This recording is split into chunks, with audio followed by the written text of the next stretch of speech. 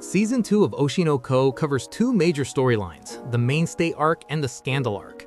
I've already broken down the mainstay arc in a previous video, so in this one, we're diving into the scandal arc. This arc shifts the focus from the entertainment industry's surface glamour to its darker reality. This arc puts Arima at the center, showing her struggles, insecurities, and the harsh choices she has to face. And alongside that, we also see Aqua take a major step forward in his plan, making decisions that affect everyone around him. So yeah, this arc is about manipulation, survival, and the cost of living in the spotlight. So let's begin. Shima takes Arima to his office. Arima looks around and notices a bed along with other things. She quickly realizes this is the kind of place where he brings women so his wife won't find out. As they sit down, Arima thinks that if he tries anything, she'll just make an excuse, like saying it's that time of the month, and avoid the situation. Shima asks if she's nervous about being alone with an adult man in his room and tells her to relax. Arima calmly asks if he plans to look at her in that kind of way. He openly says yes, he does. That answer disgusts her. He then adds that he personally gives work opportunities to people he's interested in, people who make him feel serious about his projects. Arima asks what his wife would think about this.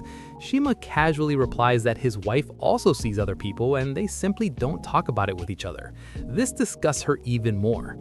Shima tells her she can leave if she wants, but then he offers her a major role in a film, one that could define her entire career. And as he moves closer, the pressure builds. Arima starts thinking, he's right, she's been struggling and she wants to make a comeback. Maybe she has to do whatever it takes. They both lean back on the couch. But then, Arima suddenly remembers Aqua. She starts crying and admits there's someone she likes. Shima asks what kind of person he is. Arima angrily says he's a terrible person. He ignores her, and no matter how hard she tries, she can't forget him. Shima finds this amusing and says women like her are interesting. He then asks if he should contact her for the role. Arima is confused. She asks why, since nothing happened between them. Shima replies that this is just another way of understanding someone. To him, whether they do something or not isn't that important. It's maybe 5th or 6th on his list. He says he's a director, and he wants to create films that feel even better than that. Later in the morning, Arima leaves the place and casually says she'll grab some ramen on the way home. Meanwhile, a reporter sitting in a car secretly takes pictures of her. Inside an idol dressing room, one of the idols asks a makeup artist to cover up a bite mark left by her boyfriend. Ruby overhears this conversation from behind. As she listens to more idols talking, she starts thinking. When she first entered the industry, she realized that many idols actually have boyfriends. It's only the audience who believes idols shouldn't be in relationships. In reality, being professional just means not getting caught. When idols go out with someone of the opposite gender, they choose restaurants far away from their concert venues and sit in private rooms. Even YouTubers keep their relationships hidden. Many voice actors keep their marriages a secret, and female voice actors often take photos carefully to make it look like they're single. Ruby notices that in recent years, the entertainment industry has started to change a little. This is mainly because of how romance scandals are reported. There are more and more articles about celebrity scandals now. But at the same time, scandals don't destroy careers like they used to. If enough time passes, things can go back to normal. It's also revealed that many of these leaks about idols' relationships actually come from people within their own inner circle. The entertainment industry is a very harsh place. Sometimes it makes you want to run away from everything. The scene shifts to Arima and Memcho. They're watching news about an idol who has quit her job. Memcho is confused and says their group was really popular, so why would she quit? Arima applies that popularity has nothing to do with it. Some people just aren't suited for this kind of work. No matter what the job is, if it doesn't fit you, it can become painful. Memcho gently leans toward her and asks if there is something she wants to talk about. Arima says no. She tells Memcho she wants to be alone for a while, and then leaves. Right after that, Aqua walks in. Memcho quickly runs up to him and says that Arima might leave Bikomachi. She explains that lately, Arima has been hiding her true feelings and always covering them up. Aqua tells Memcho to support her, but Memcho says she can't reach Arima anymore. Neither can Ruby. Right now, the only person who might be able to help her is Aqua. But Aqua refuses. He says he can't act carelessly and he doesn't think he has a right to get involved. Memcho understands that he doesn't want to hurt her anymore, but she reminds him that Arima became an idol because of him. She chose this path because it was something he wanted. Aqua thinks to himself that he doesn't deserve that kind of responsibility. He believes he's already headed down a dark path and that he shouldn't get any closer to her. The scene then shifts to Arima being approached by a reporter and asked questions. At the same time, Miyako receives an email from that same reporter. It contains an article, along with a photo of Arima and Shima entering his office together. Miyako looks at it and realizes, this is bad.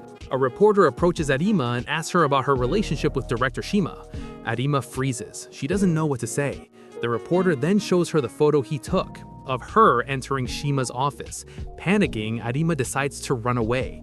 The reporter calls out to her, asking if that means she's admitting it.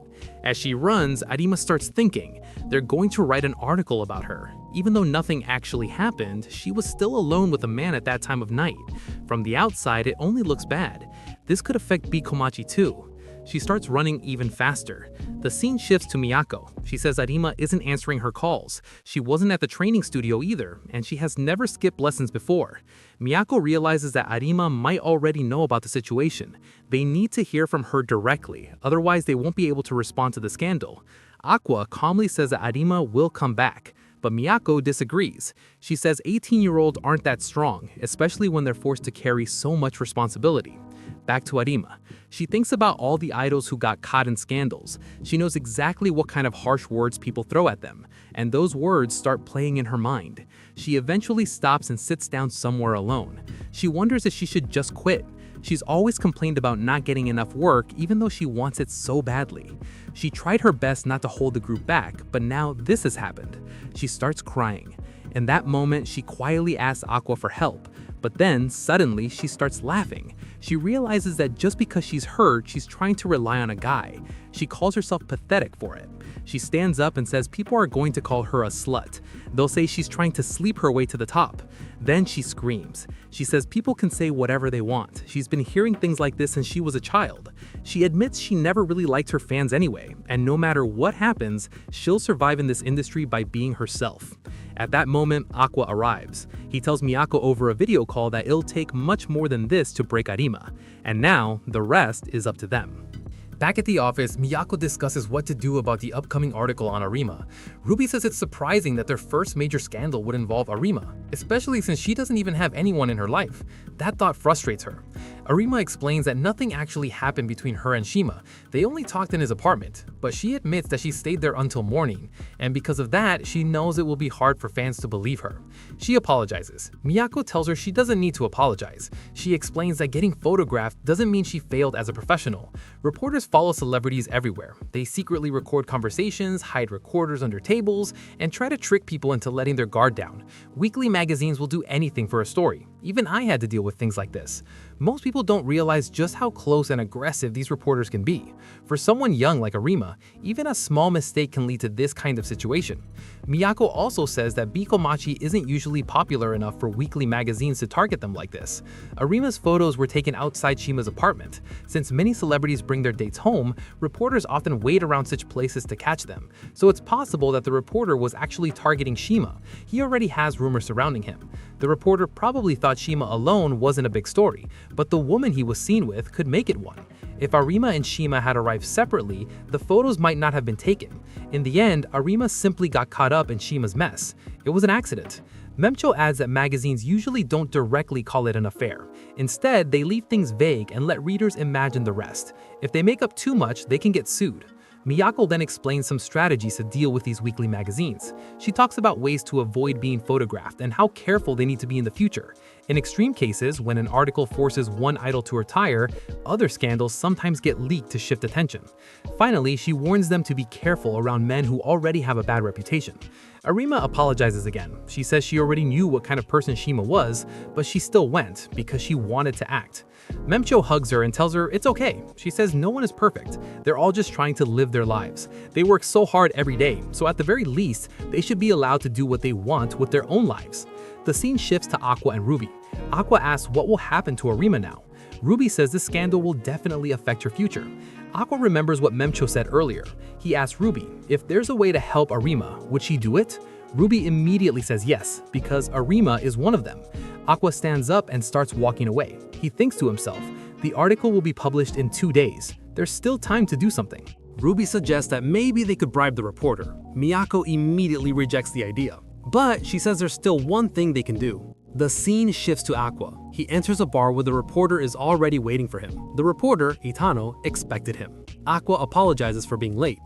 Itano, the writer, says it's fine. As long as it helps improve his article, he doesn't mind. He mentions that Aqua contacted him to talk about Arima. But before that, Aqua says he wants to confirm something. He asks if Itano can hide Arima's name in the article and instead write something vague, like a member of a famous idol group. Itano refuses. He says Arima's an adult and part of the entertainment industry. She shows her face publicly and uses her real name, so it wouldn't be fair for her to suddenly claim privacy now. Aqua points out that the real issue is these stalker-like photos taken secretly. But Itano responds calmly. He says they are simply reporting the fact that Arima, a public figure, entered an apartment with director Shima. That's all.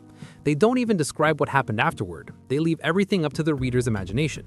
Aqua says that people will assume the worst and judge her as guilty. He asks if Itano doesn't feel bad doing this to a high school girl. Itano replies that this is just part of being a reporter. He says readers are interested in these kinds of stories, so reporters provide them. Supply follows demand. He adds that they do proper research and even try to talk to the people involved before publishing.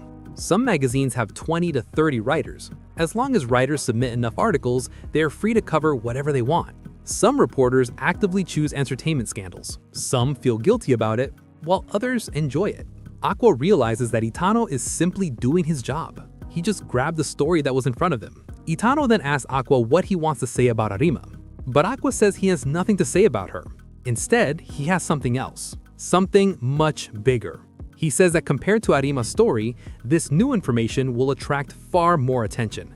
It will completely take over the headlines. The next day, Arima wakes up thinking her scandal will be everywhere. Still, she gathers the courage to check her phone. The moment she does, she's shocked. At the same time, all the members of Bikomachi react in shock as well. Ruby stands outside staring at the news. The headline reveals a huge secret. Oshi, the idol who was murdered 14 years ago, had 4-year-old twins. She was killed by a fan who discovered this truth. And now it has been revealed that those twins are none other than Ruby and Aqua. Miyako's earlier words echo in the background. The only way to stop one scandal is to replace it with an even bigger one.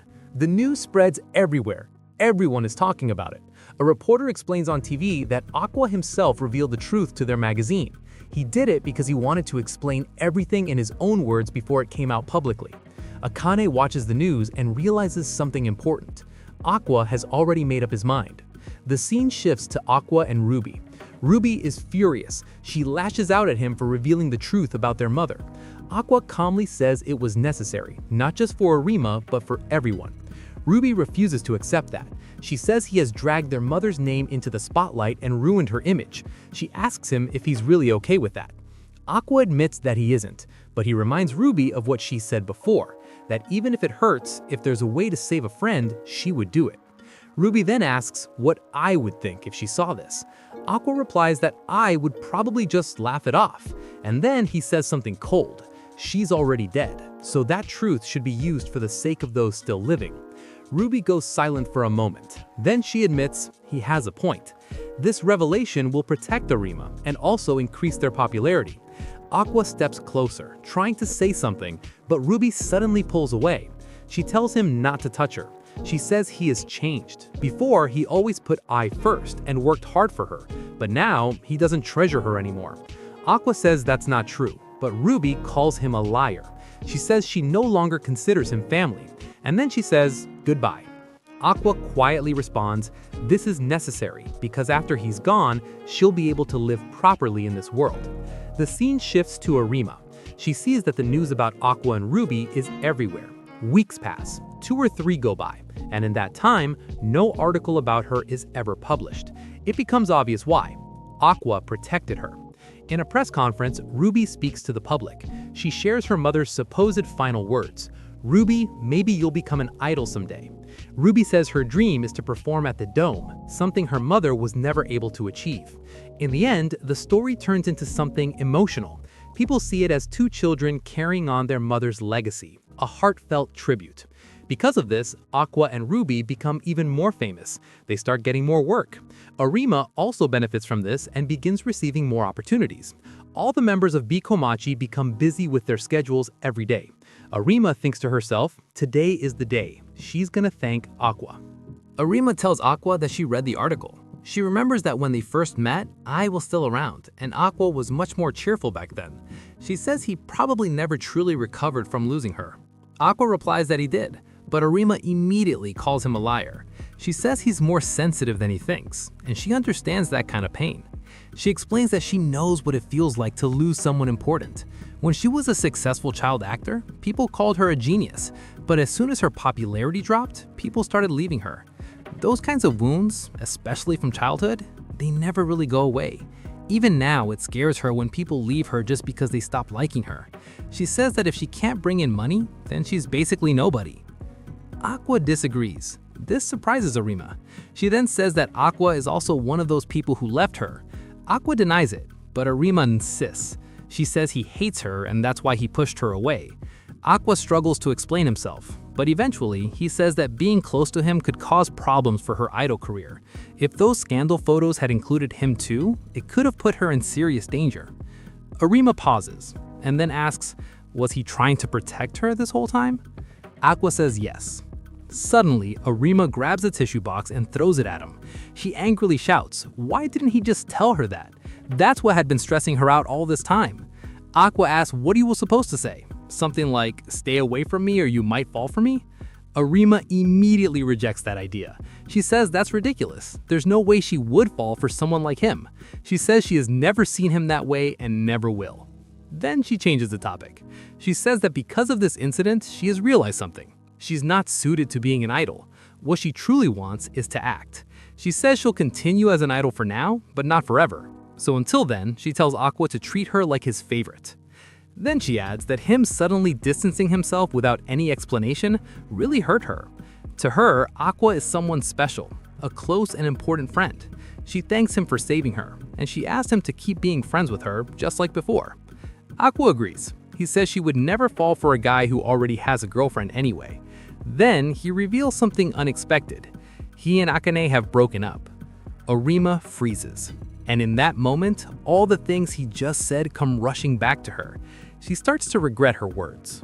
Arima asks Aqua a question. What would he choose? Getting dropped into a pit full of tarantulas, getting shot by a machine gun, or being instantly crushed by a falling meteorite? Aqua answers that he would choose the meteorite because dying instantly wouldn't hurt. Arima says he's wrong. The correct answer is the first option, because tarantula bites may hurt, but they're not actually deadly. Later, they're walking outside. Arima calls him an idiot for getting it wrong. Suddenly, a girl nearby recognizes Aqua and asks if he's Aqua Hoshino. Arima quickly realizes they've been noticed. Both of them immediately run away. While running, Arima tells him that he's become really famous and saying his name out loud in public is dangerous now. Aqua says this all happened because of the article he revealed. It just shows how much people truly loved A. Arima then decides to give him a nickname for public situations, Akun. She jokingly says goodbye to him in a sarcastic tone. Memcho arrives and watches them. She smiles and says they've gotten really close. She hasn't seen Arima this happy in a long time. Memcho also thanks Aqua, saying he handled everything very carefully and smartly. Aqua responds coldly. He says he no longer has any naive ideas about happiness. Memcho teases him, saying it sounds like something someone would say after a breakup, but Aqua says it's not about that. He explains that it's simply more convenient for him to maintain a good relationship with Arima. In his mind, he admits something darker. He's willing to use everyone, even Arima. He has already set his plan in motion. Now, it's just a matter of how much he can let go of his own remaining innocence. The scene shifts to Aqua meeting Ichigo. Ichigo angrily confronts him for revealing the truth about A and damaging her image. He accuses Aqua of doing it for his own benefit, but Aqua reveals something shocking. He knows who killed A. Ichigo is stunned and demands to know the name, but Aqua refuses. He says that if Ichigo knew, he would go and kill the person immediately. Ichigo admits that he would, because there's no way he could let that man live freely. Aqua agrees, but then he says, just killing him isn't enough. He has been thinking about this ever since he was a child. What is the best way to take revenge? How can he make that man suffer the most? Now Aqua says he finally has all the pieces he needs. His plan can finally begin, and it's the only path he has left. He asks Ichigo for his help. The scene shifts to Godanda's studio. Godanda holds a document related to A and says that her children are doing well, and now it's time to fulfill that promise. He turns to his computer and begins typing, Project the 15-Year Lie. And with that, the arc ends. What started as a simple scandal turns into something much bigger, showing just how ruthless the entertainment industry really is. Arima manages to survive this situation, but now without facing her fears and realizing what she truly wants, to keep acting. Her character grows a lot here, and we finally see her choose her own path. At the same time, Aqua takes one of his biggest steps yet. He protects Arima, but the way he does it shows how far he's willing to go. He's no longer just reacting, he's actively moving forward with his plan, even if it means using the people around him. And that final setup with the 15-Year Lie project makes it clear, this story is only getting darker from here. If you enjoyed the breakdown, don't forget to check out my video on the mainstay arc as well. Thanks for watching.